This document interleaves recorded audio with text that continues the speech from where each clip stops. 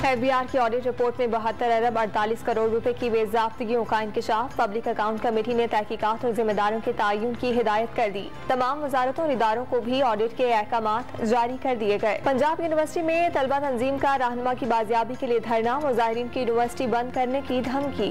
परवेज इलाही इमरान खान के गुलाम बन चुके हैं, अज़मा बुखारी का ताना।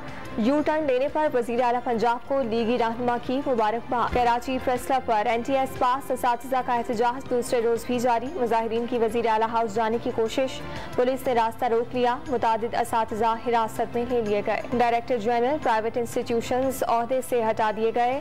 महकमा तालीम सिंध की जानिब से सलमान रजा पर कवायद ज़वाबित की खिलाफ वर्जी का इल्जाम है। फाटा इंजमाम के बाद भी कबायली इलाकों की तकदीर ना बदली। जनूबी वज़ीरिस्तान में बुनियादी सेहत के 39 मराकज़ बंद। शहरी इलाज के लिए दूर दराज इलाकों का रुख करने पर मजबूर।